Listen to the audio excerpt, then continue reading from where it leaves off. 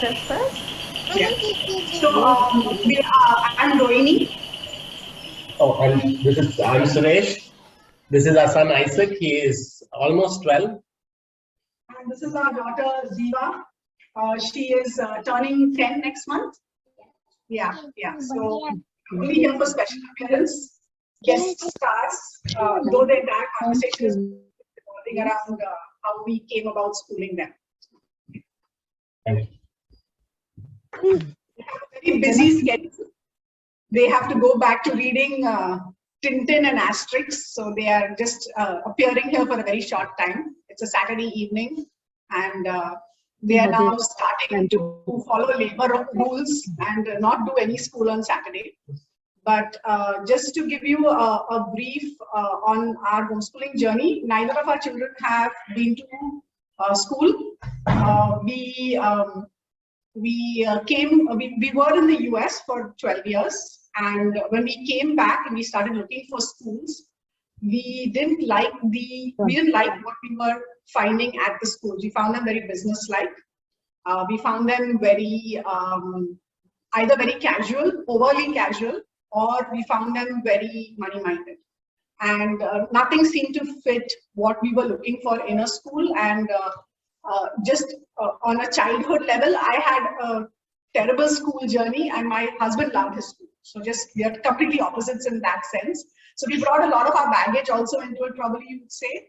But at the end of the day, we decided we narrowed down on one school that we liked, and you could say that God closed that door also. Before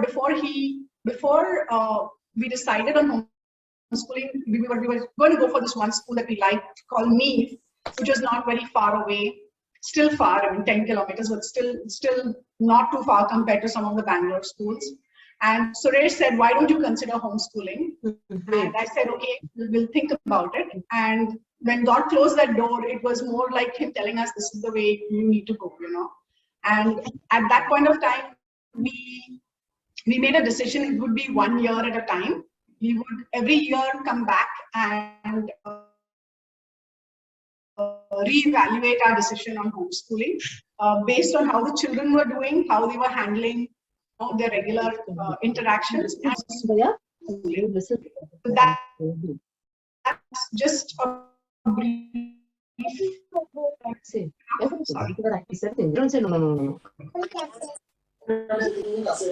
So, Hannah, would you like to? Yes. So, how has your homeschooling, how did you start exactly? When did you start? At what age did you start using a curriculum, or which type of curriculum did you do your homeschooling? So when we had children, we did not plan on homeschooling. When we moved back to India, our son was 2 years old, and our daughter was just a few months old. And so when we came back, we thought we would put them in some school.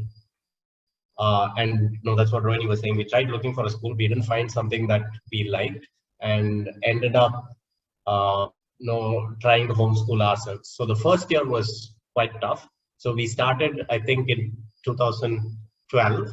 And for the first year, Rohini tried to create the curriculum and teach it. And that was too much for her. And we also had 2 kids who were pretty close in age, and we were both young. So that was very difficult to do in the beginning. And so the first year was a struggle. The second year before we started, we went to a homeschooling conference, the All India Homeschooling Conference that happened in Lonavala, I think, in 2013. It's a secular conference. It's not a Christian conference. It was something that Vinita and Dr. Matthew said, it's happening. Why don't you just come and meet other homeschoolers? They had no idea we were struggling with a decision of, not wanting to homeschool anymore. But they just called us very casually. Yeah, so we ended up going there, and there somebody we met there showed us a curriculum called Sunlight, and it looked pretty interesting. So we kind of tried Sunlight the first year, and we really liked it. So for the past 7 years or so, we've been doing sunlight curriculum. 9 years now, sorry. Okay. Yeah, we've been doing sunlight curriculum for both our son and daughter. And they are still pretty young, so we've not come to the point of switching over to the Indian school system or the 10th or the 12th, whatever that is. But so far we've been doing sunlight, and we really like it.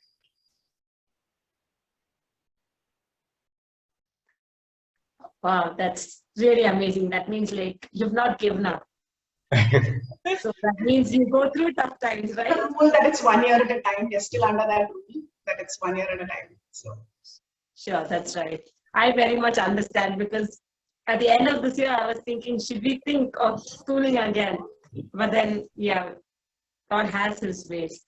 So how do you think homeschooling is giving you flexibility, or you're able to explore more, or how is it that it is friendly to the family? For your family especially? So again, we didn't plan on homeschooling for it to be convenient or friendly. It was like, God corners you in one place, and then you could say in that circumstances, we decided to do this. But we've realized a lot of benefits in terms of flexibility, as you said. One thing was we like traveling, which is obviously not happened in the past 2 years.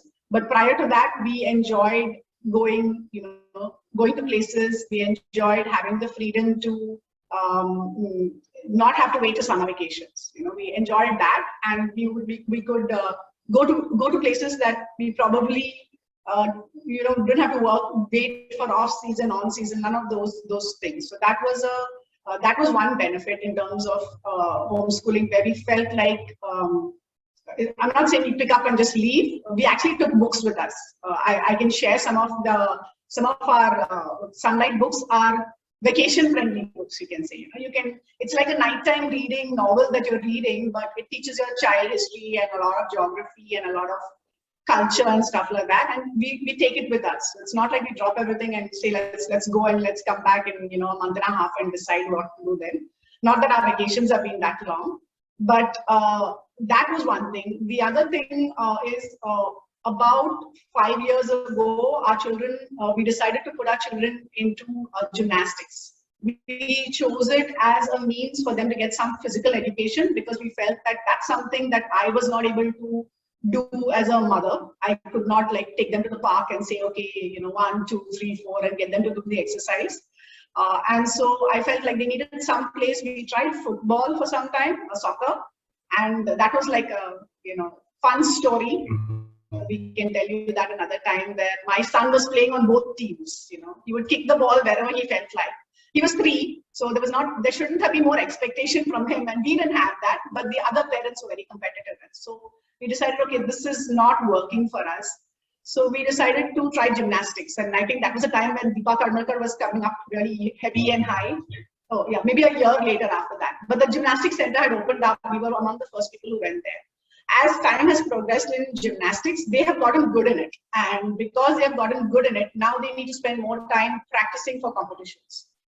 And while we see other parents struggle saying, God, we got to go back home because we have to do homework and the kids are too tired, we don't have that. Barriers. This being said, it's not like our children wake up at 10 o'clock in the morning and do whatever they feel like. That's also not an option. And gymnastics has taught us that also, that you need to wake up early, you need to get your stuff done, you need to work out, and then you need to do. So it's taught us a lot of structure. It's taught us a lot of discipline. But it also gave us a flexibility that if our child was too tired, we would take a day's break and we would catch up with that school on another day. And that really helped us. We weren't rushing for the bus every day morning. We could give our children the space to heal when they were sick, like if they were not feeling well, they had a cold, they had a fever, we could give them that space. And I think that was really helpful, where at one point we were very active in church. We would come home on Sunday nights at 10 o'clock.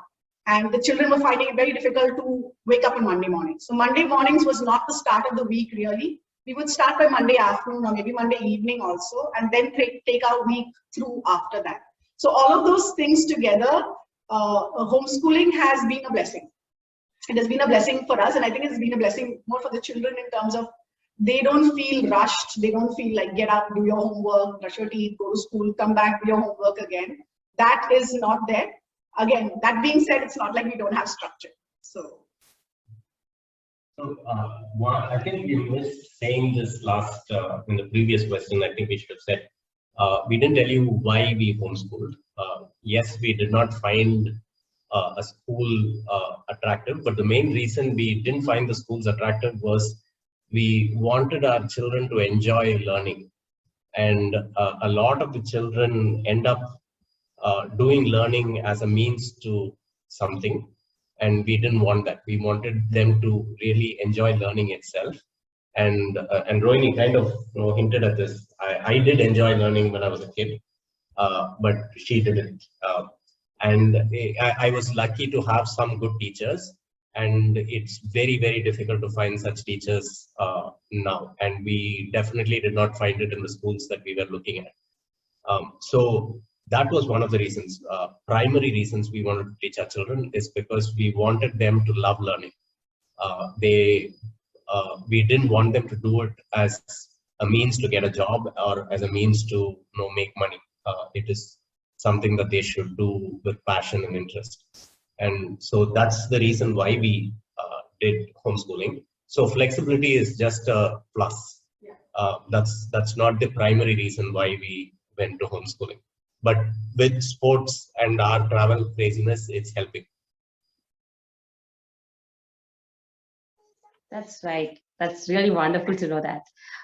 So how's your usual day? When does it start? How do you start? A typical homeschooling day, how much would you spend in like active learning and passive learning? Like where you are directly involved, and other times where the child actively learns by himself or herself. How does it go? Just to give you a little brief on that, till 2 years ago, I was trying to be like the teacher, the principal, the assistant teacher, the janitor, everything together, because I was not working, and I kind of had this feeling that I had to take on the whole thing on myself because he's going to work and he's coming back and he's tired. So I need to do all of this.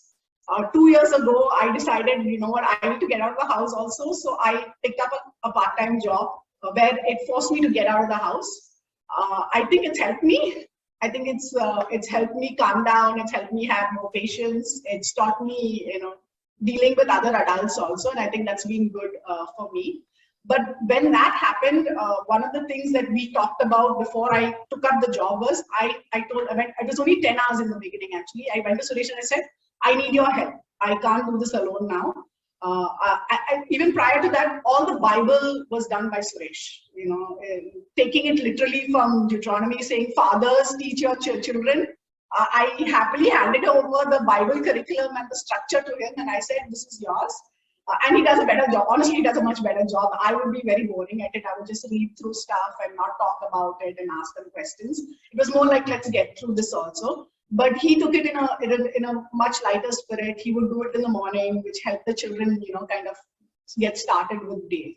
So now we are actually very equally split, and with it being locked down, we're able to manage it. We don't know what's going to happen. As I said, next year, we don't know what's going to happen with us, how our jobs are going to be, or where we are going to, find the time in the day. So that being said, right now, even with gymnastics, our day starts at 5:45. With the children, our day starts separately. With the children, they wake up at 5:45 because they have class at 6:15 that they have to go for. And then they come back by about 8 o'clock. And then Suresh has time till 10, at which point of time he would like to get into work. I'm a little bit more flexible because I start a little earlier in the day, so I can take a couple more breaks during the day. But he comes back with them from gymnastics. He takes them for the morning gymnastics, and he comes back with them from gymnastics. And I'll let him tell you what he does. The morning starts with the Sunlight curriculum. Actually has a good spiritual curriculum also along with it. So there is a Bible reading. There is a book that they read. Sometimes these books are slightly hi-fi. My son last year, when he was, I think, 10 years old, read Case for Christ. So, and it's a kid's version, but still, it was. I wouldn't have picked it up thinking he is too young for it, but I think the curriculum kind of makes us push them a little in that aspect that they are actually able to grasp, and we probably undermine our children's understanding a little bit. So the curriculum actually helps. So yeah, so there are many. So I could go on about the curriculum in Sunlight. There are every year we have missionary stories, and those are very nice to read to the children along with the Bible. Most of the time, I'm reading the missionary stories, and we end up crying, and the children watch us get involved in the story, and they really kind of they understand what has gone through. So I think it is significant that fathers do this, and that is just I feel the fathers doing the spiritual part of it plays a significant role. So we start the day that way. So about 8 to 10 o'clock, I start with the Bible reading and some of the history stuff. I was not a history buff. I was really poor in history. But I myself am enjoying what I'm teaching them. And the curriculum is very nice that it doesn't teach history the boring way. There are stories set in the time that they read. And by reading novels and stories, they actually understand the culture and the historical setting, and they learn history through that. So those are very, very nice things. My son has recently become a history buff. I've caught him in the night when he's supposed to be sleeping, sitting with his history book and reading through it.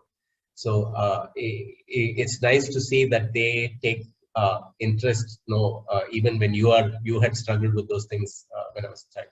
So that about 10 o'clock, yeah, I finish, and then the kids go to the. So you're saying 8 to 10, it's not like, we're just like every minute is clicking. There's a lot of conversation. We have a talker. Our second one loves to have a conversation. Everything has to be followed with a question. Every sentence is either interrupted or followed with a question. And so, there's a lot of talking. There's a lot of conversation. It's happening usually while dad's making dosa also for them, because dad does breakfast. So he'll sit with the dosa, he'll be making the dosa, and he'll be talking to them, and he'll be asking them to read aloud a passage or something like that. So it's a very, I wouldn't say it's passive learning, but I'm not going to call it active where they're sitting at a table and doing it. They're normally on the kitchen counter actually, which I cannot handle it, but he's able to handle it and get their attention also. I need that table space, I need them to sit down and look at me kind of things. It's just, I guess different teachers have different ways of working around the place. So that's still about 10, where it's very flexible in terms of it's not like every minute or every day. The total time between 8 to 10 of actual doing stuff is only 1 hour. So it's probably half an hour per person. And the other person listens in when I do usually. So there are repetitions. In 2 years, Ziva will hear the same thing again, and Isaac would hear the same thing being read to Ziva. So there is repetition, but it's it works well. After that, there is we have math. Math is again part of the curriculum. We get 2 books that come. One is an exam or a test book, and the other is it's got structured lessons, and it's also got a basic concept lesson. So basically, you start and we look through it. And we say, okay, this is the concept for today. You need to know how to add fractions. Do you know how to add fractions, Isaac? Sometimes he'll say no, sometimes he'll say yes. So then we will do a couple of problems together. And then by the time we reach the 4th or 5th problem, he was plucking the pencil from my hand because he wants to try it on his own. And the same thing goes with Ziva. So, we'll do a few problems together, and then I will leave them in the sense that, again, this takes they have to do maximum 1 or 2 lessons per day, depending on how the rest of the day is. And sometimes it takes 15 minutes if they're paying attention. Sometimes they can drag on a lesson for 1 hour if they want to. They can just sit over there and stare into wild space. That's math. Science again has this year Isaac's learning chemistry, and he's very fascinated by it. He's learning about the periodic table, which I was not fascinated about, but he's fascinated with it. I mean, he doesn't have to formulate the organic chemistry stuff yet, but he's still enjoying it. But even that, the reading is 2 pages. There's 2 pages, and it's a fun, bright, colored book. Do you remember your chemistry books? They were black and white, and they had a lot of, you know, H2O, H2O plus, HCl is equal to kind of things. These have like the pictures of the scientists who thought about it and why they thought about it and what they were doing. So there's a little history background on it. Then they talk about, you know, these are the chemicals, and some of it doesn't make sense. So you have to kind of slow down and, you know, you understand why this is happening. Then they have a little bit of an experimentation aspect to it. This is not with chemicals, but maybe with a piece of paper and how bonds are formed and stuff like that. So that again, 15 minutes with me, and we go through the questions. So they don't have exams, but they have like a worksheet, and the worksheet kind of has 4 or 5 questions for every 2 pages. So we will both work the questions out together, like verbally, and then they have to go and sit back they have desks in their room, they have to sit at their desks and they have to try to work it out on their own. And if they're not able to, they come back to us again. And we can, you know, reiterate what we said or read through the stuff again. So that covers math and science. What else do we have? That's it. We have, as he said, we have a lot of culture reading. You know, this is set in the Egyptian age, so let's read about you know, a story about a boy in Egypt. And normally the boy will be 12 years old because the child is 12 years old. So a child starts relating to a lot of the stories, and that kind of helps them understand, you know, the Egyptian age, what happened, what the myths that they believed in. So as Christians, we're very focused on teaching them the right thing, but if you don't tell them what the wrong thing is, then they'll start going to explore the wrong thing. So now we're telling them, you know, this is how it was, this was a myth. Do you understand why it was a myth, you know? And we kind of ask them their reasons on why they believe that God is our creator and why they believe that you shouldn't pray to the cat or the cat is not holy. So that kind of brings in perspective into even the Christian life, and it helps us. It helps us talk about things. So a lot of the reading happens at bedtime, and you know, at times when they are really calm. I think the more energetic time is used for other things. Anna, that was us very long. Sorry. Each question of yours, we are like stretching it out. Sorry. That's all right. That's what we would want you to answer. So sport. How much of the children, once they finish their sports and come, like gymnastics you had mentioned. So if they finish and come, are they ready after their breakfast for a math session? So the amount of workout, so we did not intend it this way. When we started sports, all we wanted to do was get them to have some physical activity. I didn't want them to not be athletic. I wanted them to be a little bit athletic. But what they have gotten into now is very serious training. They almost train for 4 to 5 hours a day. And that is a significant amount of time. They almost spend as much time on gymnastics as they do with academics. But that is not necessarily, this is just it ended up this way. We didn't expect it that way. They are doing well in gymnastics and they like it, and so they are doing it. And I'm not sure how much longer they'll do this. So at that time, now it is like, they have a almost 2-hour morning class and they have a 2-hour evening class. So the 2-hour morning class, when they come out, they are tired. If you let them, they will fall asleep. And so we do give them breakfast, and then we teach them, and they kind of perk up. They are at an age now that they don't need an afternoon nap, but they definitely need 10 hours of sleep in the night. So that we've been advised specifically by several people, including the gymnastics coaches and the physical trainers there, that the continuous 10-hour sleep is significant, not for just children who are training this strenuously in athletics, even for other children. So that 10 hours continuous sleep is very important. So if they have to get up at 5:45, they do go to sleep at 8. No, 7:45. 7:45. Yeah. So by 8 they are off to sleep, 8 p.m. So they can get up at 5:45. So in terms of energy, when we had the lockdown, we couldn't go to the academy, right? So they had online classes, which was like, it was a shorter session and fewer things that they were doing. they had too much energy. We didn't know what to do with their energy. We would actually tell them, why don't you like go riding the bicycle, or because they don't want to sit down and study at that point of time. They finish their gymnastics while their body is a little tired. They're willing to sit in one place and listen to you for some time. They may not be very, very bright and alert, but they, as Suresh said, they slowly perk up. They slowly get that energy and they perk up. We can also observe on a daily basis. We have that, again, as you said, we have that flexibility where we can see that today you're extremely tired. What was your workout? Was it very hard? And then they'll say yes or no.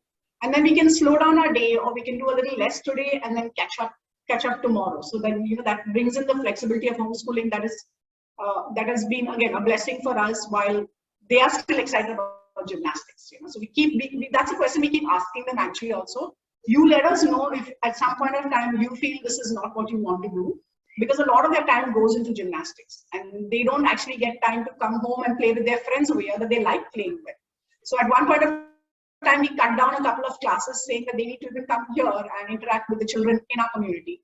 And we made that change and they were happy about it. At one point we said, you know what, you can do this, but you have to do that also, or then you have to let us know that that's not what's working out for you. So we can't have a very intellectual conversation. We can't expect them to make all the right decisions, but we do try to make them feel that they're involved in what we are, what the decision is.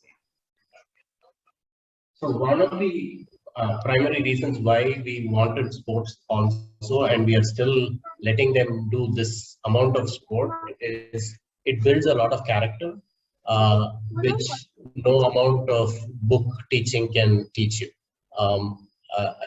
They learn very quickly and practically that if they miss training for 3-4 days, they can see how much they deteriorate. And it is very a concept that is in their face, which puts discipline, gives discipline the value to them. So they learn very early that what it takes to get something.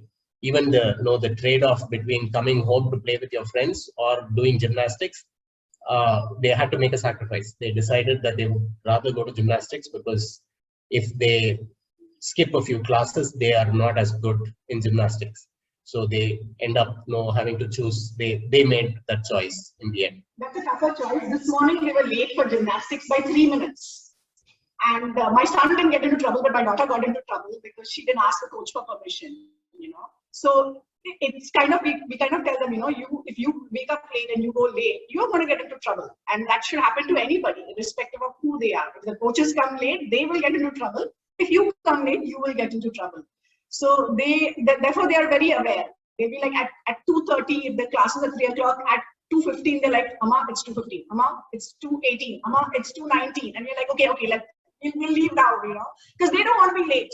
And as you're driving, they're watching the clock. It's not like they're sitting and, looking into wild space. Sometimes they're doing that also. But the minute they're approaching, they look at the time and like, Amma, I can be 1, 2, 3, 4, 5 minutes late, but I can't be 6, 7, 8, 9, 10 minutes late, So that's the rule the coaches are telling them. They're like, our time is also valuable, and it kind of also makes us feel good that they're listening to somebody else other than, it's not only the parents. They realize there is somebody on the outside, there is authority that they need to listen to because they come under that authority.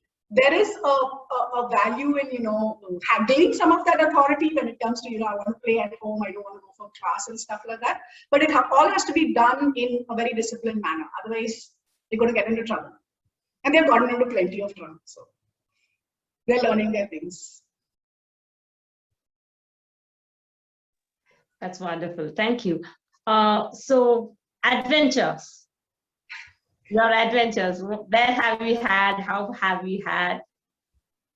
So Hannah specifically picked up those 3-4 things that were written on the flyer, which Dr. Matthew created. And I must thank him. We didn't think ourselves as a very adventurous family before he put up that flyer that way. And once he put up the flyer, we started scrolling. We spent the whole afternoon today scrolling through our old pictures and seeing, why is he calling us adventurous? We're not really seeing that in our family. Why is he saying that? But I think it takes somebody on the outside to tell you some of the characteristics of your family also. So we are glad that he's brought that up. We're thankful for that. Adventure-wise, we've gotten into a lot of trouble even before we had kids. We've gotten stuck in boats in the middle of lakes, and just the two of us had to scream for help and stuff like that. But with the children, we have one very, very careful child, and we have one completely crazy person, you know. So she knows, she's fine with that. So she's willing to take chances. He is far more calculated in terms of what he does. And but he's brought in a different aspect into our family where he's taught us to love all kinds of animals. I was not an animal buff. Now everywhere I go, I'm looking at what are the birds around, what are the animals around, what is new over here, and he's kind of brought that into the family. Whereas she's given us this thing like bindas, you know. We'll figure out. We'll go there, and if we don't have money for the visa, we'll figure it out at that point of time. But we've done that also. So we've gone all the way to Thailand without Thai money, or what is it called? The baht, without the baht, and stood outside begging other people for money so we could enter the country. So we've done all crazy stuff like that, and our children have kind of been willing to, you know, bear with us, you could say. We've woken them up at odd hours, 5 in the morning, 4 in the morning, put them in the car and said, now we're going for a trek over here. Let's get ready. So I think in terms of adventures, the things we both love doing, more he likes doing than I like doing, is trekking and camping in very cold weather. And the children have been, I want to say they've been very good about it. I don't know if it's because they're young. So some of your parents with older kids can tell us how it's going to be in the teenage years for us. But right now, if we tell them, you know, we're going to wake up tomorrow morning at 4 o'clock because we have to, you know, drive down to, say, Nandi Hills, and we're going to take a trek up there, they'll be up. They'll be very excited about it, and they'll be up to do it. We went to Avalanche, which is in Ooty, and we did that trip with the youth in our church.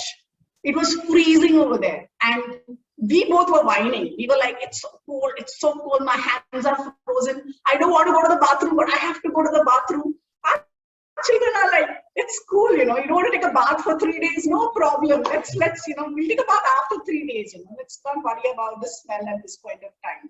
So they've been very adjusting to our kind of craziness, and we've learned a lot about their personalities through that, you know, that they're willing to take a chance, they're willing to be part of an adventure. We traveled often with my sister and my brother-in-law, which is Dr. Matthew and Vinita. They took us to Uttarakhand. Dr. Matthew arranged a trip to Uttarakhand, which is in the Himalayas. I don't know how many feet above sea level and all that. But we had a trekker ahead of us, and it was him, then my daughter, then Dr. Matthew's older daughter, she's 21, 22 right now, then Dr. Matthew's son, who's 18, 19 right now, then my son, and the rest of us came after that, you know. So they were right ahead with the guide, and we were all trailing behind, and they were having a gala time. Even in that, I think I was complaining the most, saying it's so cold, I'm hungry, I'm tired, I don't want to do this. The kids were like, you know, leave us, we'll have our fun, you know. Whatever has to be done, we'll worry about. Probably they're a little bit more carefree than our worries are about falling off halfway through or something like that. So those have been some of our adventures. Yeah, I think the children also end up enjoying what the parents enjoy. If they see the family, as in the parents enjoy something, I think they will enjoy that also. We've done a lot of different kinds of adventure, right? So we've traveled, you know, to we've done this camping in cold places, and trekking, and going at random times to different places. But there was a season where we were heavily involved in ministry, and we used to come back late in the night every night. Late in the night meaning it would be 11:30, 12, sometimes 1:30, and they will be with us, and they would fall off to sleep in the car on the way back, and they never complained, not once, because I think they see the significance of what the parents are doing, either the joy or the significance, and I think they understand that well. Maybe when they have their own priorities, like Rohini said, at teenage years, when they want something different done, we kind of have to trade. We also need to stop complaining and do some of the things that they want. Okay. Do you do like some projects or anything like in science or in history or geography, some projects together, or do you do something like work together other than their usual learning? Not too much. The curriculum itself gives a lot of experiments to do, with kitchen stuff, to kind of make things alive in some way, like oil, water, surface tension, mixtures, and all of those things. With kitchen stuff, they try to teach that. I actually like science a lot, but I'm actually very bad at doing these experiments and explaining to them. She is doing a better job. So initially I tried and I was failing, and then now she is doing most of the experiments with the kids. And we don't specifically plan extra experiments to do with them.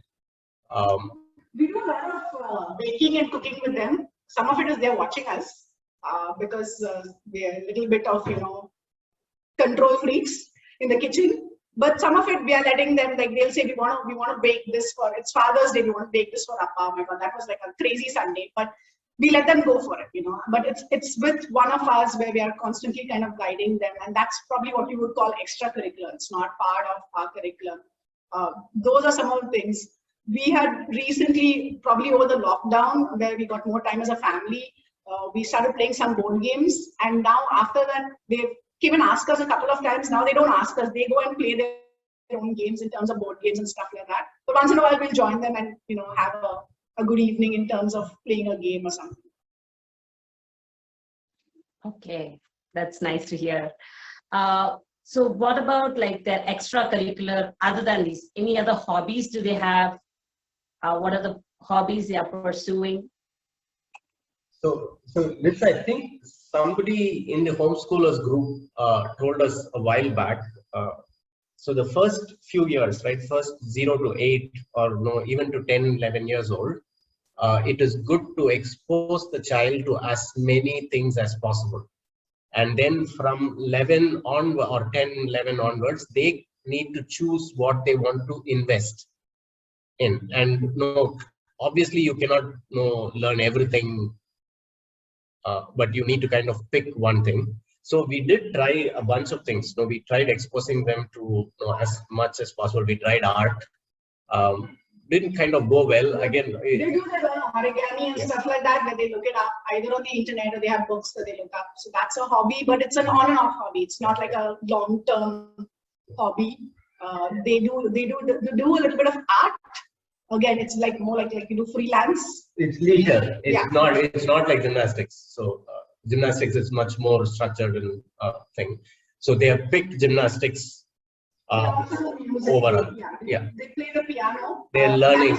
They're learning piano. They are learning singing.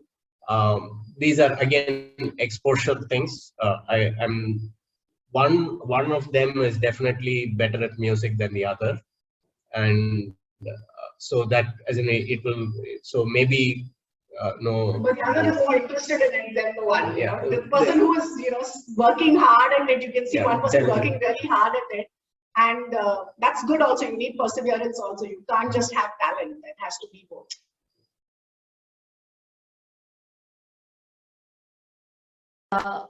Regarding like subjects where you find it something like, are there situations where you find the child is not reachable? Like you're trying to explain, but the child doesn't understand.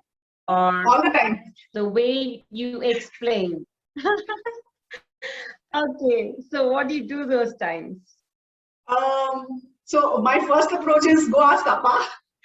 If Appa can't explain, then let's look up YouTube, because YouTube's going to have something. And I think between those, as you said, we're still getting into all of the, the organic chemistry and algebra and all of those things are just coming up on us. So I think we will have to seek some external help. One place where we probably both struggle is we don't have a second or a third language really per se that's very, very strong. They learned Kannada for some time because we were in Bangalore and we wanted to be a verbal Kannada, but they ended up learning a written Kannada. So they lost a little interest in that. When you learn the language, you kind of that fluency where you can, speak it would have been better. But the teacher was Yeah, such the that teacher was a school teacher, and she taught the way Written. Kannada is taught in school, and that definitely bored them, and they didn't want to learn Kannada. So it was not. So now they picked up Duolingo, where I was telling Hannah yesterday, our secret language actually between us was Hindi. If we want to talk to each other and we don't want the children to understand, we'll speak in Hindi. Now my son has done Duolingo enough, and he's got a few friends who speak in Hindi at his, one of his classes. So he's like, he starts smiling and we start talking, and we're like, what did you understand? You're talking about me. Bada wala, chota wala. You're talking about me. I know that much. I don't know the whole context, but you're talking about me. So we're kind of in a little bit of a soup over there. So we need to learn. We need to learn another language. Between us also, we don't have our mother tongues. Not that I speak my mother tongue very well, but we don't have the same mother tongue. So the conversation at home is mainly English. So you can say in those senses we've lost a little bit. When Ammachi comes, they learn to understand the Malayalam, and Ammachi goes, they forget the Malayalam. But I think that was the case with me growing up also, in terms of learning Malayalam when I went to the village, and then when I came back to Bombay, forgetting everything in a matter of time. But again, it's like exposure. So they've heard this, they're able to relate, they're able to get context. They know that they don't need to know the words. They can pick a few words and get Appa Rama into trouble if they want to. So the point of not having to, struggling with teaching some concept. Another important point in homeschooling was that we wanted to teach them to learn, not actually learn something, but they actually should learn to learn. And that is kind of the most useful skill, if they can learn how to pick up things. And so even when we don't understand and we are not able to get through, like you said, we will let it sit for some time, and they struggle with it and they figure out how to understand that concept, and that is really helpful. So over time, now because they are 10 and 12 almost, they kind of are able to figure out a lot of things on their own. You can give them the textbook, they will go through it, they will get the answers, everything. They actually don't need us. What we are there for is only support, not really teach them. Not fully there.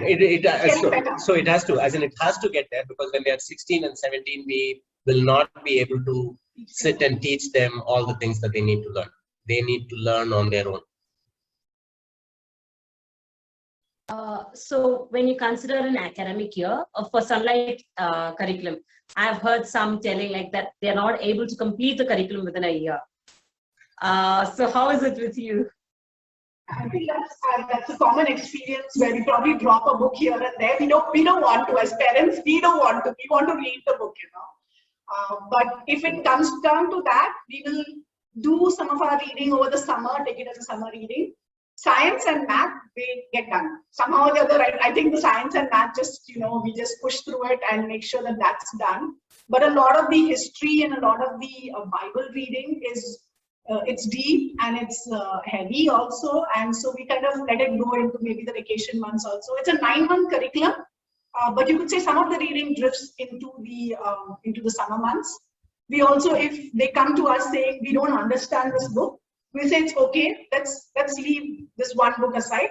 We'll think about it. Either Appa and Amma will read it to you, or you can, pick it up at a later time. So they have come back to us with a couple of books where they say they're not understanding what's going on. Some of it is culture, of course, because a lot of the language is not completely explainable unless you're exposed to it.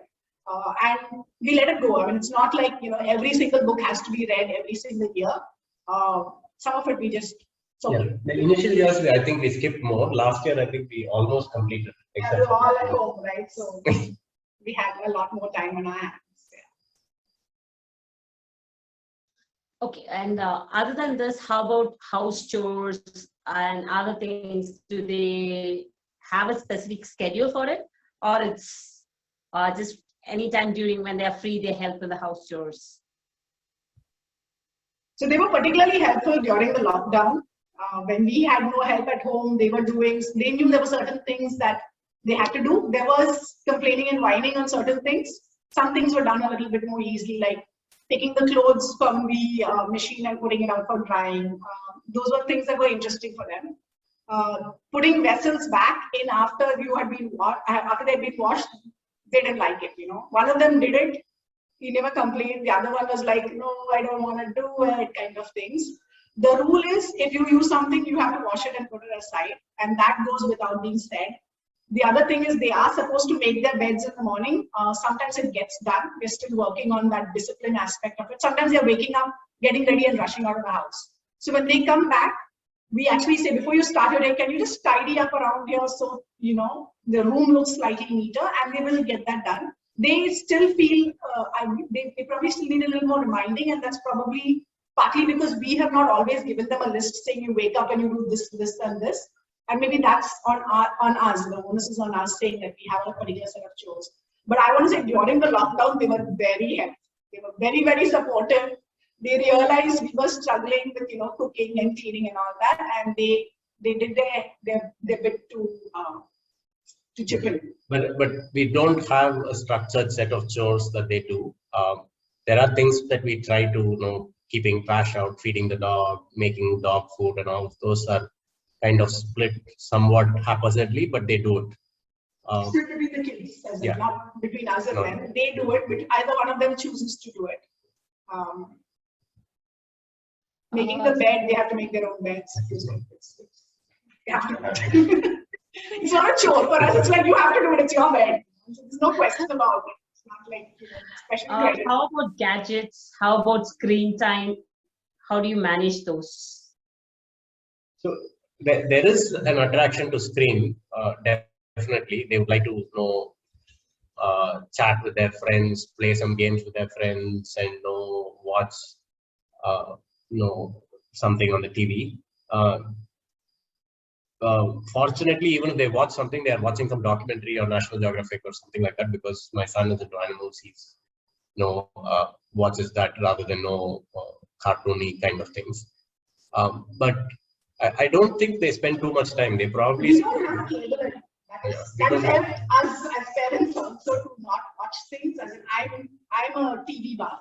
I could sit 24 hours and watch something, even if it's absolute nonsense or just flipping through a channel. I could do that. So we decided not to get cable. After some time, actually, we cut the cable. In the literal sense, we said no more cable.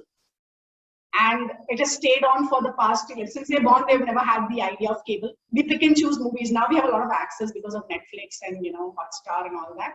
But we pick and choose, and they have to confirm with us what they're watching. And they have to tell us how long they're watching for also. So it's not only, so there are Wednesdays when they get a day off from gymnastics, they have the opportunity to watch something for 45 minutes.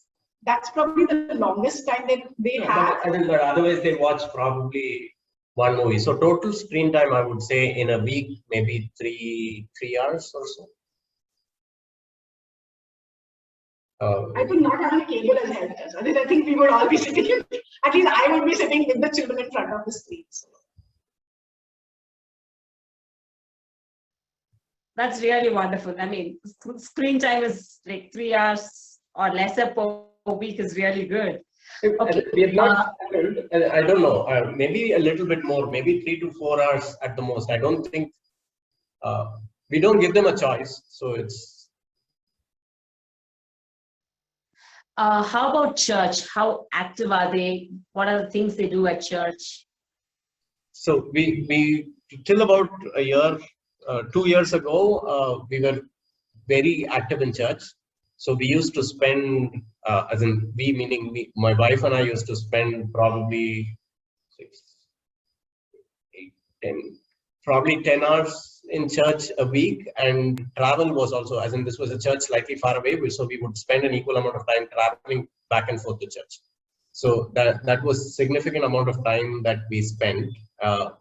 That happened for over 4 or 5 years continuously, but now it is reduced a bit. So and over the last 2 years anyway, because of lockdown, things have the travel part has come down drastically, and the church involvement also is not as much. So in the previous season, they were with us all the time. They would get dragged to every meeting that we had, any leadership meeting, youth meeting, whatever meeting, they were with us and they used to come along with us. I think they enjoyed it as much as we enjoyed it. They enjoyed it as well. Now probably they even miss it, that no, we are not that involved, because they're kind of they had good friends, they had good interactions. They do have their Sunday school. Yeah, they have. Yeah. Both of them. That's now it is only on Sunday mornings. Previously, we used to have like a 2-hour session on Saturday evenings. But they enjoy it. They look forward to it. For some time, my son was having it every other week, and when it became every week, he was very excited about it. So their Sunday school, the older kids, you know, I mean, Yes, pre-teens, he's the older kid now. So they're going to learn, they're going to read the Case for Christ together as like Sunday school kids. So he's feeling like he's growing up also, and he's excited about it. So he was telling us tomorrow we're going to start reading it like a book club kind of thing. So they're excited about meeting their friends, but because it's all online, it's still very virtual for them. They don't have that relationship. And that was there a lot more with the previous, previous season, as I said. The previous season, there was a lot of interaction, not only with children their age, but as he said, we were doing a lot of youth ministry, so they got to hang around with a lot of youth, and probably not listen to everything that they said, but at least interact with them so they know how to behave with older people also. That kind of helped them in terms of understanding the dynamics of church and the dynamics of the different. It's not always children that you're going to be with, so that helped.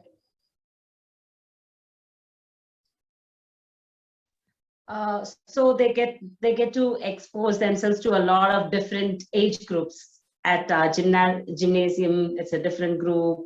At church, a different group. Okay. So regarding assessments, do you do any kind of assessment, like for your satisfaction, at least, like a small test here and there, or you just check casually, or do you sit and prepare something for them, or how is it? So we have, as I said, science has worksheets, and that is open book worksheets. It's not like close your book and you should know the answer off the top of your head. But even in that, you have to go back and look at what we did together. You have to understand the question. So that is at least coming from there. I think it's more about understanding the question and knowing where to find it than to know it off the top of your head. And you could ask them that a couple of days later, or maybe even a month or two later, and they will remember that. I feel that they remember it. They may not be able to write it exactly the way the textbook said, but they understand it. Math has a separate section for them that is a test book. And again, with that, the way we do it is you finish a couple of lessons and then you do the test for lesson 1. It is to see if you remember something you did like a month ago. And last year, actually, we did it like you finish the whole math thing and then you start your math test book and you see if you remember. If you don't remember, no problem. You go back, you revise through lesson 1, then you open your textbook and you do it. And they were quite diligent about it being closed book, and that they shouldn't look at that book. They realize that, but we're doing it only for math so far, that structurally, not for science, definitely not for history, geography. History, geography it's verbal. It's always verbal, like what do you understand from this? More a thought process than a rote process. Do you remember this? It's not really that. And how about literature? So that's called language arts. Language. We call it language arts. So language arts. Language arts has been a struggle again for us, but this year is going really well. It's not, again, it is, they read a paragraph, they figure out where the pronouns are, where the commas come, what are the spellings like. You read out a passage to them and they have to write it down. And they have to know where the commas come, they need to know the spellings accurately, and it doesn't always come. But that, okay, you could say that would be an assessment of, are they able to remember some of the spellings? So some spellings like independence, the word's long. So they took 3 or 4 times before they figured out the spelling of independence. I don't know if they remember it still. I don't go back and ask them to, so it's not like dictation. I don't do that. But as they're learning that, they learn where the commas come. They learn about pronouns. They learn about verbs. They learn about adverbs, adjectives. So all of that is very slowly introduced at their levels, but not assessment. Some of this is very different from the Indian traditional school curriculum, right? So one of the things that is starkly different is in Indian schools, they start teaching cursive writing by what they call UKG or pre-first grade. And that is not, even scientifically, it is a bad thing to do. But anyway, that is a different thing, because the muscles themselves are not developed in your hand to do that. So we started cursive writing when they are grade 3 or 4. So that is there is a huge difference in that. And even in spellings, the Indian schooling system is very strict on learning spellings of words, of long words, doing this. That is not stressed on in the Sunlight curriculum. And so we can see that, they make a lot of mistakes in spelling compared to their peers, but there are other things that are, they are ahead in comprehension and understanding and different kinds of things. So there are going to be differences, but eventually we will have to catch up. We can't let go of the spelling for too long, but at some point we will have to catch up on those things. And yes, as you mentioned, the Indian curriculum is like, it's a little pushy. So how about your children when they interact with other children? Do they get to compare and say, I'm doing this, I'm doing that, or why am I learning this, or why I'm not learning that? Because I got to see with my daughters who are small, just 1 year, I'm sure you would have faced that. Yeah. How do you deal with that? We've not had too much. I don't know, maybe Rohini's, they've gone and complained to Rohini, but they have not complained. They're actually enjoying homeschooling. And they're actually a little scared of schooling, which I don't think is right on their part. They kind of need to understand that's also a reasonable way of learning. But it's just that they feel that what they are doing is much better suited to follow than what their peers are doing. So we've not heard them complain too much. One thing my son has recently started coming, and I think again this is because of friends. He says, I don't want to go to school because I don't want to fail. So I think the biggest fear in school is failing.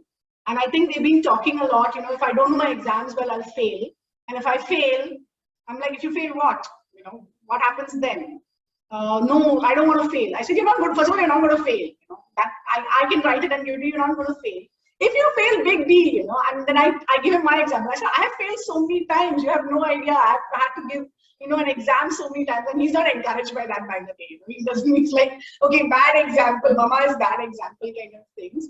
But the thing is, I think that has caught his attention in terms of I don't want to go to school because the only thing they're talking about is failure. And he has a couple of friends who, at one point of time, were telling him, "Arey, you're not going to school, you can't do all the masti, you can't have fun, we're having so much of fun." And that same friend came back like a couple months saying, you're so lucky you don't have to go to school. So now my son is like totally conflicted. He's like, is it fun to go to school or am I lucky? I cannot get it. But right now, I think that failure has caught his attention a lot. And we're trying to get him out of that. It's something we need to work on him. And I think that's again a bad thing about not having these tests is they don't realize if you fail, it's okay. Something that we need to work with him in terms of saying that we are fine with it. You should be fine with it. You're not going to succeed in everything you do. Some things are going to be tough. Some things you're going to do great at. You take it as you come. So that is definitely something that has now recently we're hearing a lot of that. I don't want to fail. My daughter is more like, yeah, okay, if you have to go, I'll go. I'll figure it out. She's like, I'll take it as it comes.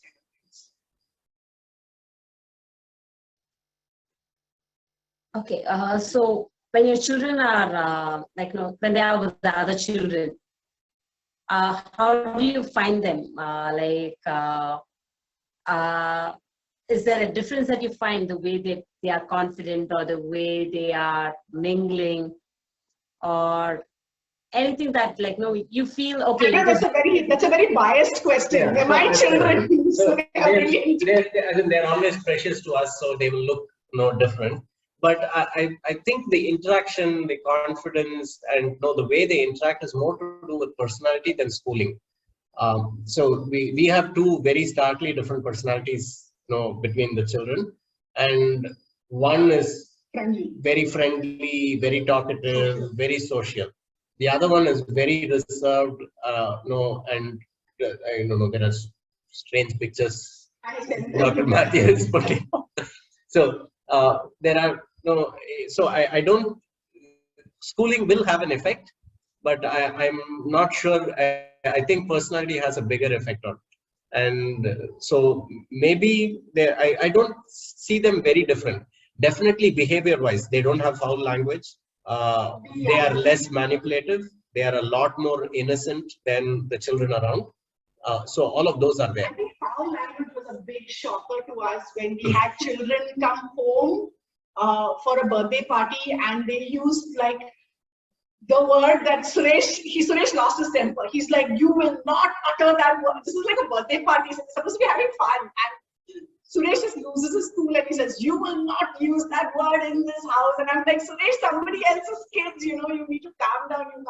This is not even Sunday school. You can't even go in a lecture session on being a Christian. This is like completely secular stuff. So I think that we were very happy about. And then we got an opportunity to talk to them about foul language and what are the kind of words that people use, what it means. I think that is better that it comes from us in terms of saying that there are people who will use words that are not nice, and you don't need to go along and use those words. So that is something that we've got the opportunity, I would say, to talk to them that way, because we heard it at a time when we thought children don't use that words. You know, at our age, at 8 and 9, you don't use those words. You don't not even heard of those words. 6. Anyway, so I think the innocence is definitely different, but confidence and interactions and mingling, like any other child, I don't think there is stark difference. Okay, thank you very much. And these are my questions. I don't think, I do not have any more questions. I'm so happy, so blessed. I'm sure there are others who heard are also like encouraged and inspired. Maybe I will hand over the session to Elizabeth Chechi for questions and answers. For all the answers that we gave, it sounded like we are having a gala time in homeschooling. That is not completely true. There is a lot of yelling and screaming and fighting between us on how things should be done. So all of that is kind of part of the parcel, and none of your question kind of went towards that. But just to clarify that, it's not always smooth sailing. So if you're having a rough time, you can come and ask our neighbors about it. They will give you a realistic picture on how homeschooling goes for us. So I think there are times when we've really struggled, and there are times when we really enjoy this. So I've thought about quitting. As I said, initially in the initial years, I thought about quitting, and even multiple times after that, I've thought about quitting more from a mother perspective, and struggling with my own identity in terms of what this makes of me and the way it reflects back on me. I have struggled with it a lot, and I've thought about quitting several times. But I think God has kept us, and I think it has been the best decision we have made to homeschool our kids. Tomorrow I may say something else depending on how I'm feeling, because I think sometimes we just struggle with how things are going. I don't know what tomorrow will bring. I know that a lot of parents with teenage kids are struggling. So we are praying, we are looking to other homeschoolers who are far more experienced than us and trying to learn from them in terms of what to do right, and also the mistakes that they have made, and trying not to repeat some of that. So. And the other part is typically what women end up doing is taking all on themselves, somehow feeling that it is, they are responsible for all of homeschooling. And fathers, given the opportunity, we wash off our hands and happily hand it over to the wives. And I think it's very important that we play a significant role, the fathers specifically. And so I would encourage fathers to be more involved, and encourage mothers not to do it on your own. It's not something you can do alone. It's a tough fight on. So there is the encouragement that you say verbally, every morning, sweetheart, you can do it, sweetheart, no problem. And that was there in the initial years, but when he's actually got into the schooling, that has really helped me a lot. It's just felt like, you know, I can't believe it could have been this easy and I didn't take your help before. And so I would really encourage you.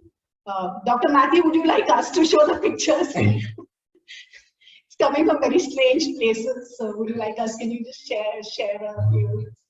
It's time. So what's the time? Do you want to share some pictures? You can share. Actually, there are some questions on the chat. Yeah, maybe those might be more answer those questions first. important. Yeah. Yeah. So Shall I just ask them, and you all can? Yeah, you can read it out. Yeah. So the first question is, my daughter is graduating from primary school and starting middle school, 6th grade. Is there a primary certificate we need that would we would require so she can start middle school? I'm not very clear with the question. So this is for us. Yeah. Mona, Vinita, I don't think this is for us. Yeah, maybe Mona, you could answer some of these questions. Sorry, Vinita, you could answer some of these questions because we have not gone through this. Yeah. Maybe I can take that. We have other teachers like Loris and all around also. They can Loris also has answer asked the question. Oh, she's asked the question. Yeah, I asked the question because we asked, we are from an IB curriculum, and so we asked, my daughter is finished 4th grade, and we're planning to homeschool her starting 5th grade. But then this is like the graduating year for primary years, and we asked my coordinator, you know, what would she need, because after 5th grade will be middle years and all of that. And then he said that the problem might be that if we move to another school, that other school will ask for a transfer certificate, meaning that she completed primary years. And so if we homeschool her during this 5th or graduating year, you know, we were wondering whether they would require something like that if we decide to put her back in middle school and move to a different school. So that's my question. In India, as far as I know, because of the Right to Education Act, no school can refuse a child admission in a school. What they require is that the child is at par with other children. They do a simple test in English and maths. That's all they require. Okay, all right. Thank you. That's nice. Every school has their own internal kind of a like an entrance exam, if you can call it, to just to test assess that, make sure yeah. that the child is at par, so that the teachers don't have to spend more time on that child compared to the others, you know. I see. But it's not like they will ask for, oh, you need a certificate that you finished primary school. No, nothing like that. As per the Right to Education Act, yeah, if you have anything, but the Right to Education Act ensures that every child has a right to schooling, though it's not a right to education, it's a right to schooling as it is considered in India. Okay, great. Thank you so much. Okay, Danny has asked a question. Would like to know more about homeschooling concept as I'm not aware. Will it be beneficial for my daughter studying in 8th grade, an epileptic patient, and whom I found is struggling to cope with the curriculum she's studying? Yeah, so maybe Matthew can take it. As far as I know, we have done a session on NIOS study centers, which offer a very personalized form of studies where it's you can tailor make it to your own child's educational needs and capabilities. So the NIOS study centers are there in every town and district in India. And if you look at our past videos of the Christian homeschoolers video, there is one on specifically designed for homeschoolers who want to look at this type of alternative education like NIOS, through which I believe that your child will get more flexibility while, you know, because of various medical issues. If a child has an issue with continuing with regular school attendance, then the NIOS offers a lot of flexibility for this. I hope that answers the question. If you need anything more on that, we can correspond. Yeah. Thank you. There is a question from Ajish. We are looking, Sorry, I'm Ajish from Bangalore. I have two daughters. Elder one is currently going to ICSE school, second grade. We are looking out for homeschooling options for her as I'm a traveling parent.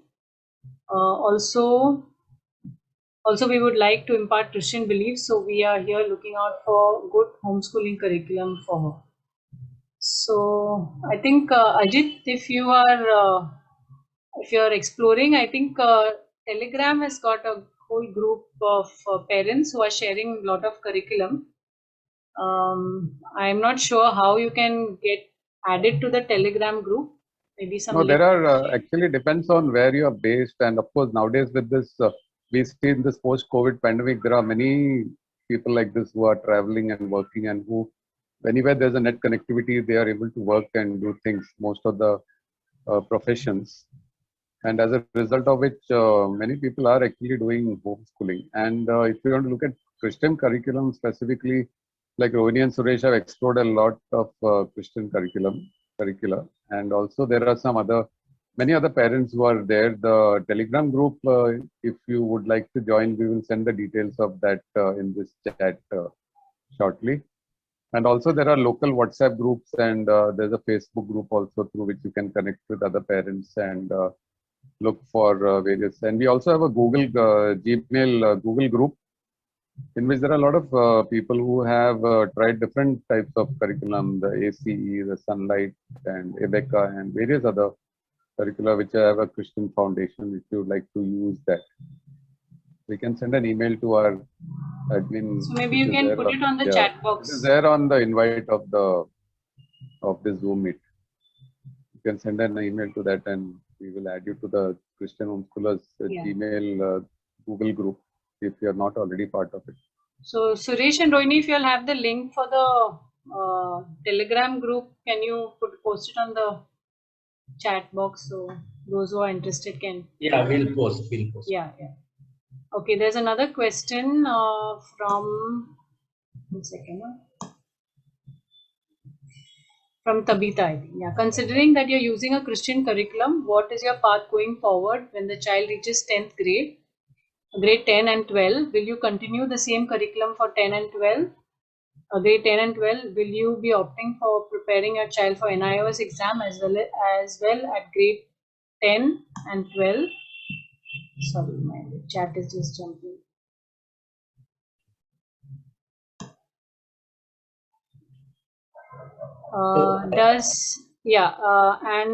Along with Sunlight's grade level 10 and 12.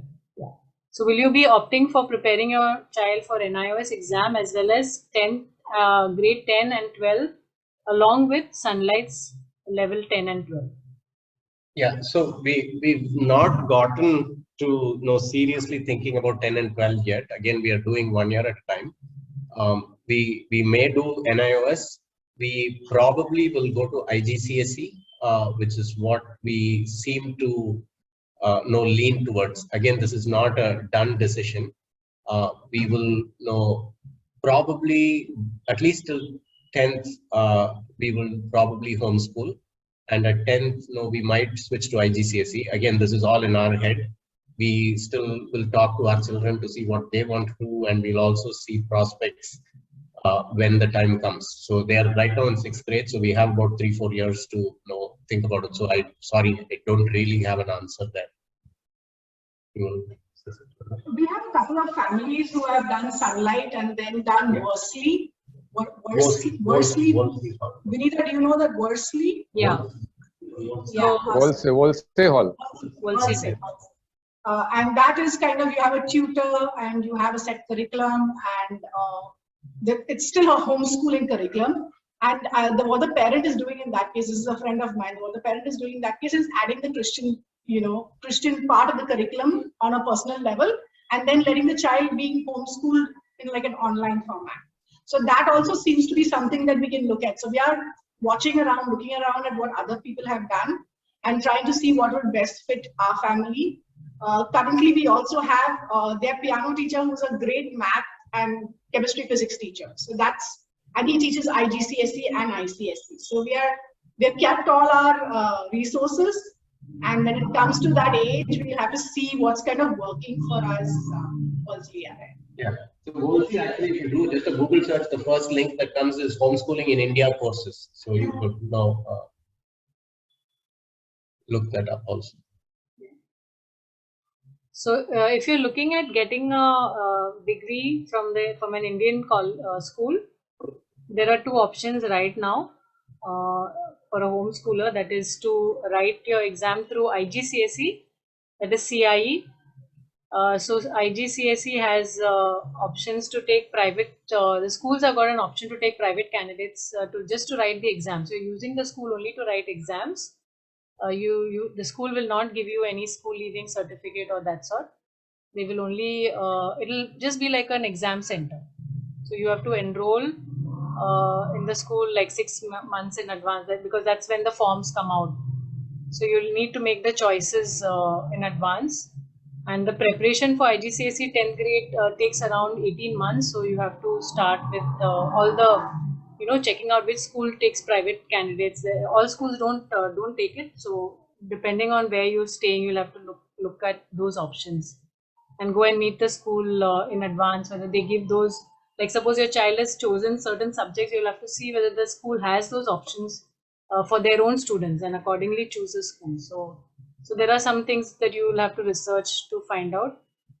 So that will give you the certificate, because I think all the question you're asking is so that you know whether the child gets a valid certificate for the Indian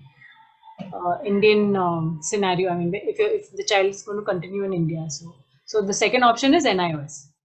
So I think 2 or 3 sessions before this, somebody had shared about NIOS, so you can have a look. I've shared the link to one of the sessions, so you all can have a look at the videos and the previous recordings. Okay, the second question is, does AIU provide equivalency if the child is homeschooled, especially with a Christian curriculum like Sunlight? AIU, I'm not sure what is AIU. Yeah, Savita, you can just clarify. Yeah, it's the Association of Indian Universities, which actually give the equivalence certificate. If you are homeschooling your child for certain years, and I mean maybe till grade 10 also, and you want an equivalent certificate, Indian equivalent certificate, so that the child can continue in an Indian college. So AIU provides that. So yeah, we had done some study on the AIU earlier and found that this is not a governmental organization. It is a private organization, the AIU. Okay. So there have been a lot of correspondence on this around 2 years back in our, actually if you look at Swas Section, that is our umbrella body of all India homeschoolers. And when we found out about this, that the AIU actually is a private organization which gives this certificate. So all universities in India may not recognize the AIU, even though it is mentioned as Association of Indian Universities, So it does not grant equivalence to foreign qualification gained by students without enrolling as a regular student in a school or a institution. So AIU will not give that. The NIS is the only recognized open schooling system, which is under IGCSE also. IGCSE as a private. Which is under the Education Ministry. Okay. For private candidates who wish to continue studies in India, they are made aware of the AIU guidelines before entering as private candidates. This is the official reply which we got from Peter Newell from Wolsey Hall in 2019, March 2019. He had written this. That was before this COVID pandemic and all these things started. That time they mentioned about this. I hope those queries answered. One more question is there, that is for Suresh and Rohini. Apart from gymnastics, how are you managing social interaction for children? Right? Was that answered? Yeah. Yes. That was Okay. I think I've shared the YouTube channel, so you can need some time queries. Yeah, I don't think anymore. I've heard few people saying that homeschooling is not for everyone. Could you share some light on that? Blessing and Diana. So who wants to take that? Suresh, you want to share? Sure. It's slightly okay. We chose homeschooling for a few reasons, and different people have different reasons. Our primary reason for choosing homeschooling is not to teach a Christian curriculum, was not to get flexibility of any of those things. But those are all things that came along as we did homeschooling. The main reason we took up homeschooling was we thought we'll do a better job teaching our children than all the schools that we could go to. There were different problems with different schools. If you pay a lot of money, you go to an elite school, which is like a bubble and completely unreal, and children from all over the world are in the class, and you step out and it's a completely different world. So we didn't want our children going there, nor did we want our children going to a school where the teacher is not very interested in teaching. And so that's the primary reason why we chose homeschooling. So if you have a good reason to homeschool, I would say it is worth all the sacrifice that you make. You will have to make career sacrifices.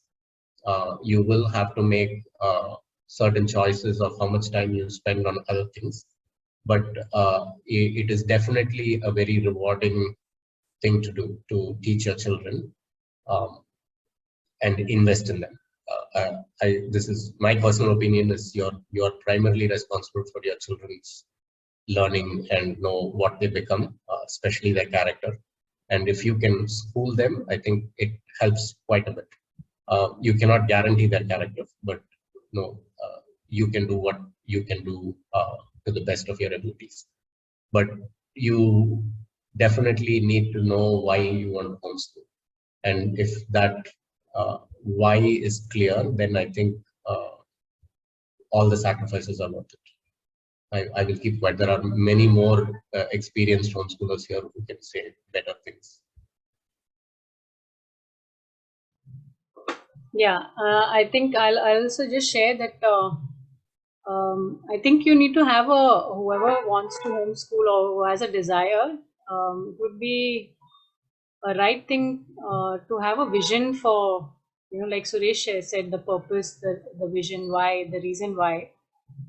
And if you know it from God, I think that is the best place to be, because tomorrow could be totally different. I mean, there may be some things that happen, and then you'd wonder whether you took the right decision. So I think if it's a vision from the Lord, He will provide the way. He will provide resources, and I think that's a very key thing which I keep telling people when they ask us about homeschooling.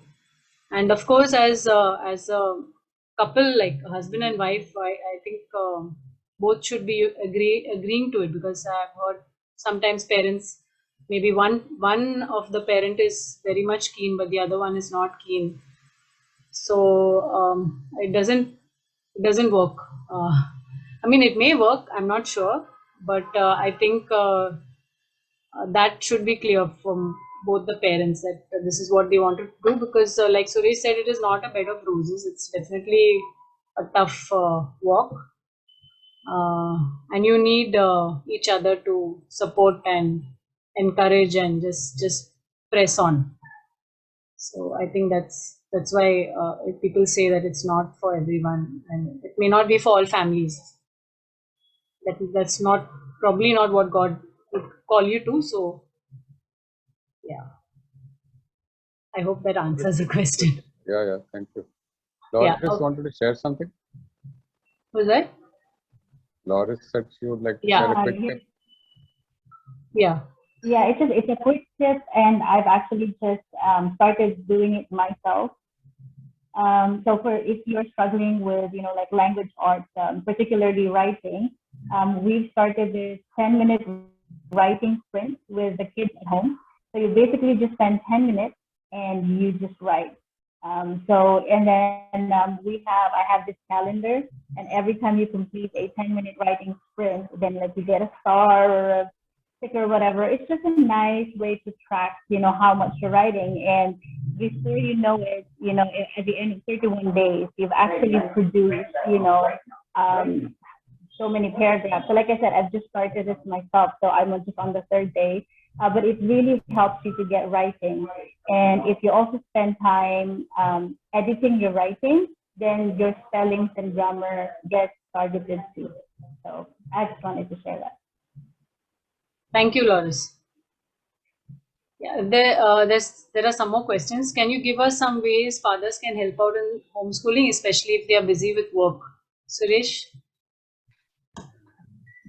So, yeah, so the initial years when Rohini started homeschooling, I wasn't too involved, and I think that was not a great thing. How you can get involved, I can know you will have to make sacrifices. Your career will take a second step. I don't think you really need to slow down. If at least in my case, I could organize myself a little better and get things done. I was a lot more unorganized, and this taking on this homeschooling responsibility makes me a little more organized. I think from a dad's perspective, it's like an hour. If you can spend an hour with your child and you're focused on learning during that time, I'm not saying don't have fun, but if you can pick up something that mom's finding it difficult to do and help out that way. And I think for in our case, it was also me giving up stuff. So moms have to be willing to give up something and know that dads will do it differently. Dads won't do it the way, sometimes that's our biggest fight. You're not doing it the way I would do it. And that needs to go away. Once that goes away and you're willing to share, it's a good characteristic of children, teaching our children also. We started the year with fighting over who's going to read the more interesting books. So I won. Part of it I won. But, I think the blame is not only on dads. I think the blame is on moms also to ask for help. I think sometimes we are reluctant. We feel it reflects on something on us, and we should not let that happen. Having the dad play a role in education it's very beneficial for the child. It's very, very good. I don't need to say that. You can work your work time around this, right? So I start a little late in the mornings, my work, and I try to do most of my things at breakfast table. So while I'm making breakfast or while we are eating breakfast, we read and discuss and do things during that time. If morning is the time that you need to be working, do it late in the night. It can, that's the advantage of homeschooling. You can do it in the evening, just before they go to bed. Sit with them 1 hour, read something. You can work around a schedule. You can do, if you're working at home with this pandemic thing, 1 hour lunch break is a good time. You can sit with the kids and do some stuff. And it's again, you will have to carve out time from your work at some place. And if you are not able to do that, maybe you're working more than you ought to be. But that's just my opinion. But it's each person has their own understanding of that. One more thing that we started when I started working was I actually told the children, so during the weekdays you're going to get more free time. So can we do a little school on Saturdays? I know you don't want to do it, but can we do a little school on Saturdays? And they agreed. We spoke about it and they realized that, okay, on Wednesday and Thursday when Amma goes to work, we get done in 15 minutes. Whereas on the rest of the days, we will have a longer time because she's at home. And on Saturday, we have to compensate for that by reading or doing a few math lessons. And I think when you talk to your children about it, they will agree. It's not like they're not going to see reason in it.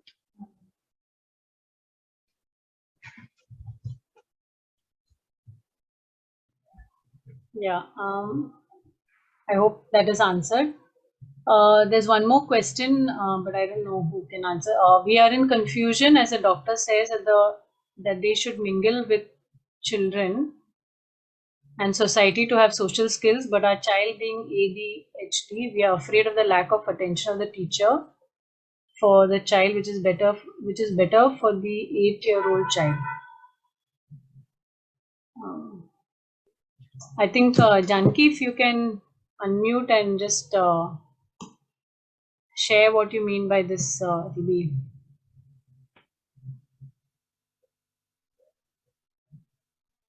Can you hear, Janki? We can't hear you.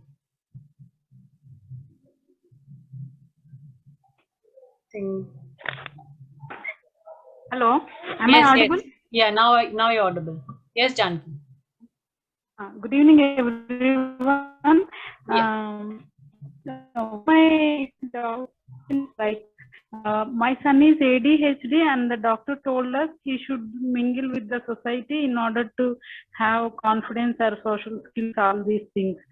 But the problem is that he won't sit at one place for maybe 5 minutes continuously, not even for 3 minutes to write.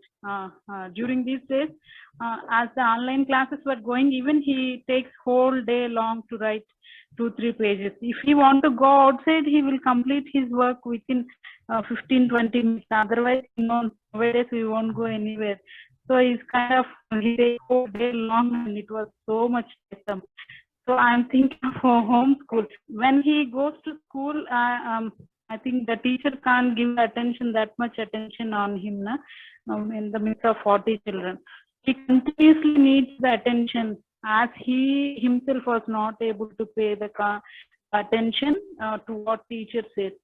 So I'm in confusion whether I can go for homeschooling, or should we keep him in school in order to have skills. And one more thing is, only I'm single parent who takes care of him. Okay. Anyone wants to answer? My husband is so busy, so I myself have to take care of him. Nowadays, I'm so stressed with him.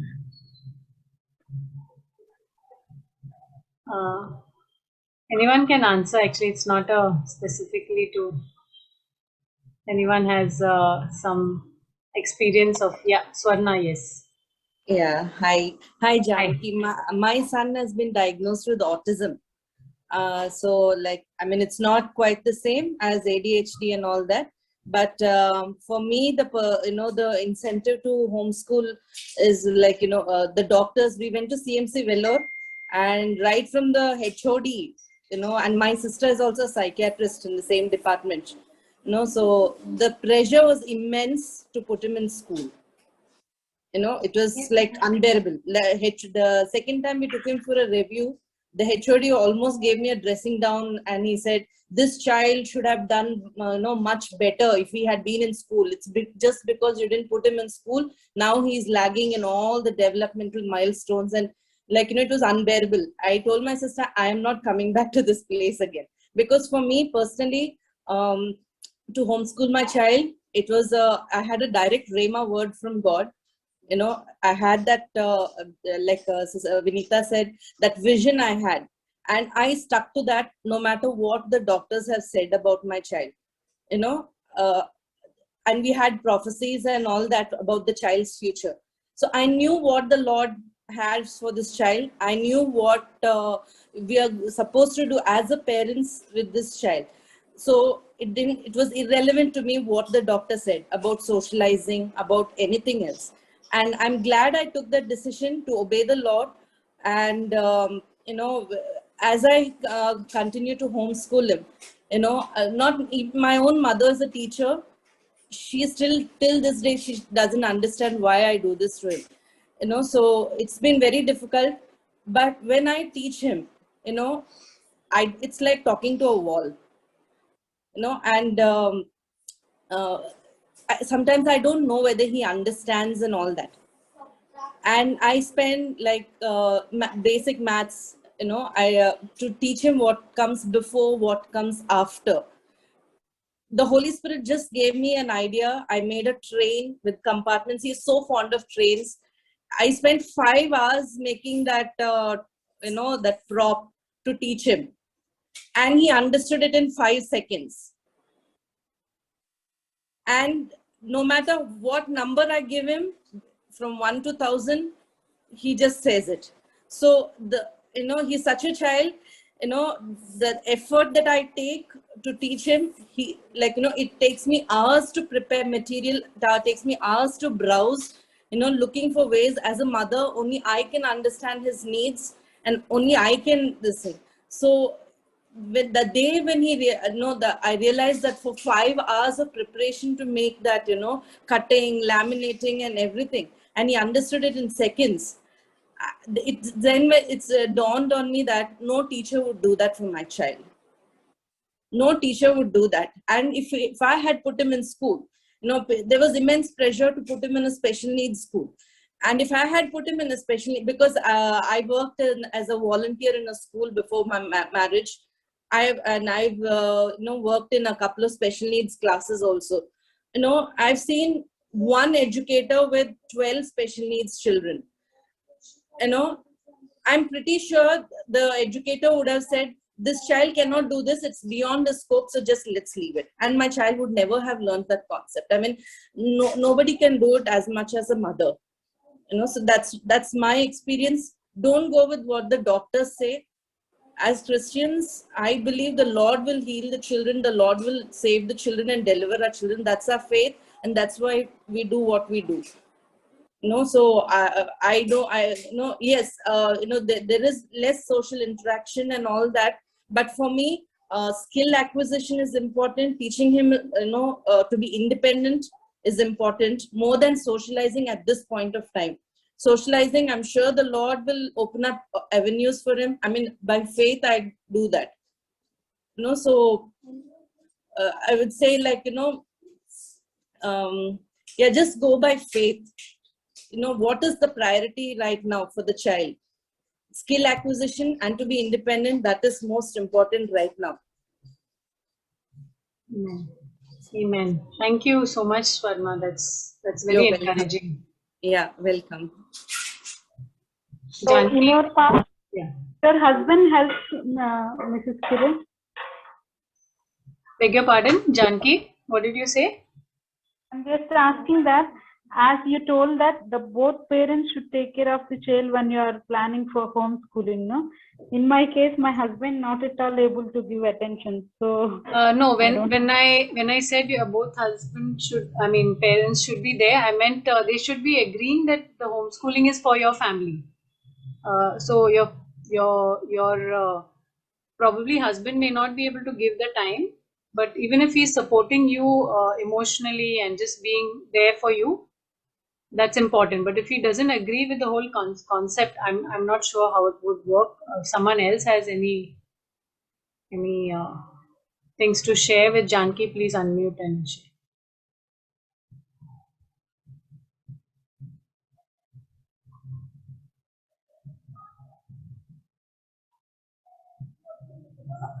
Janki, I hope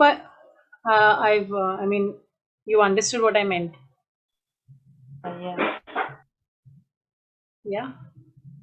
Thank you. The main thing is, I think we should get confirmed from the Lord and should go forward. Yes. Please do that. Both of you all, husband and wife, should pray and just seek God. And like Swarna said, the Rhema word will definitely encourage you to press on, because there will be discouragement and there will be people saying a lot of negative things about the decision. I mean, because of what they know as best. But I think as parents, we are responsible for our children's upbringing, as well as for us, it's about discipling them. So you disciple them, and then it's up to them, the choices that they make after that. So yeah.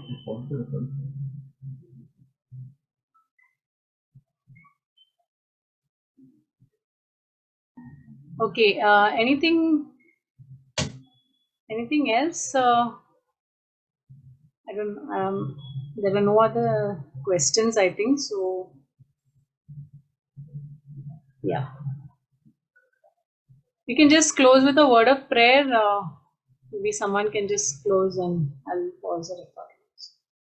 I just want to thank Suresh and Rohini for sharing your journey, and thank you, Anna, for just leading and asking those questions. Yeah, and God bless you all both. Maybe someone. Swarna, can you just pray for Been a all of pleasure. us? Sorry. Yes, Hannah, did you say something? Sorry. Yes, I said it's been a pleasure. Thank you very much for this opportunity. Great. Swarna, maybe you can just pray for all of us and we'll close. Dear Heavenly Father, Lord, we thank you, Father. Lord, wherever 2 or 3 are gathered in your name, you said you will be there in the midst of us. We thank you, Lord, and we invite your presence in the midst of us. Lord, your word says, train up a child in the way he should go, and he shall not depart from it. Lord, we ask you, Father, Lord, to give us the necessary wisdom, understanding, counsel. Lord, pour out your spirit upon us, O Lord God, that we may train the children, Lord, that you have given to us. Lord, strengthen our weak hands, strengthen our knees, O God. Lord, give us courage, Lord, and help us to walk by faith, O God. Lord, be with each and every one of our brothers and sisters, Lord, and cover each one of us with your precious blood, Lord. Give everyone, Lord, the courage to go on, O Lord God. In Jesus' name we pray, Father. Amen. Amen. Swarna, Janki's asked for your number, so if you can pass it on to her by chat. Sure, sure. Yeah. Janki, you can please contact, and Yes, yes. those who wish to leave. Yeah. Thank you so much for attending, all of you. And this is the 8th of